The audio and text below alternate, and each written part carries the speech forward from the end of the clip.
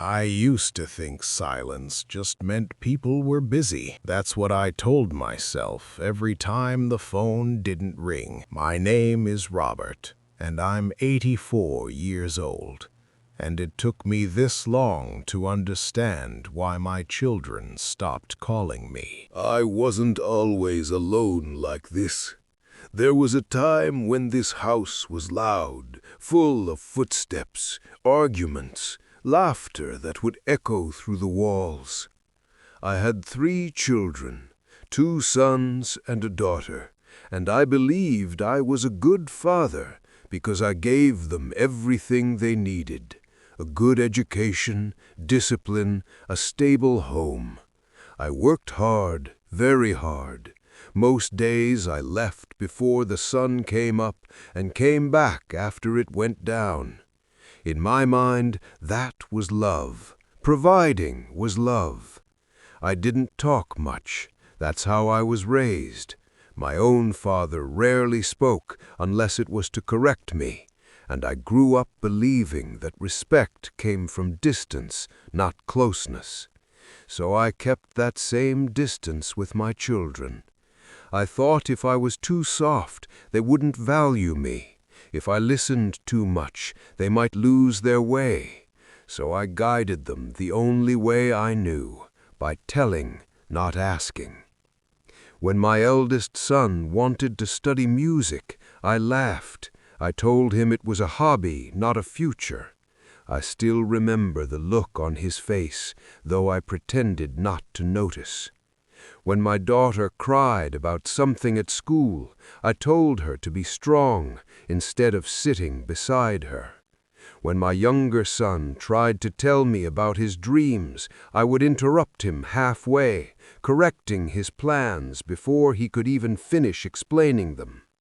At the time, I thought I was shaping them, protecting them from mistakes.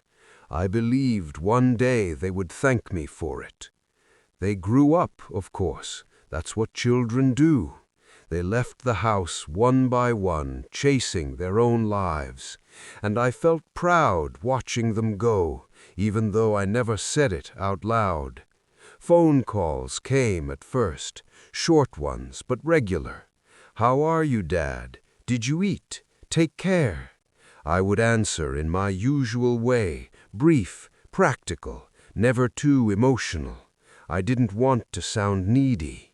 I thought love didn't need to be spoken. Over time, those calls became less frequent. Once a week turned into once a month, then only on holidays.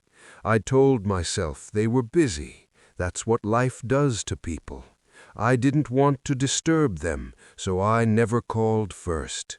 A father shouldn't chase his children, I thought. They will come to you if they respect you, but they didn't. Days turned into long stretches of silence. The phone would sit there, untouched, like it had forgotten its purpose. Sometimes I would pick it up, stare at their names, and then put it back down. I didn't know what to say. I had spent a lifetime not knowing how to say it. Last year I fell sick. Nothing too serious, but serious enough to scare me. I remember lying in bed, staring at the ceiling, wondering if anyone would know if something happened to me. I thought about calling them then. My fingers even dialed the first few numbers, but I stopped. I didn't want to sound weak. It was a neighbor who took me to the hospital. A kind man, not related to me, but present when my own children were not. That was the first time something inside me shifted, though I didn't fully understand it yet. A few days after I came back home, my daughter finally called. Her voice was careful, almost formal. She said she heard from someone that I wasn't well. I told her I was fine, that there was nothing to worry about. There was a pause on the line, a long one, like she wanted to say something more but didn't know how. And then she said something that stayed with me. She said, "Dad, we never knew how to talk to you." At first, I felt hurt. I almost wanted to defend myself, to remind her of everything I had done for them, but I didn't say anything. After we hung up, I sat there for a long time thinking about those words.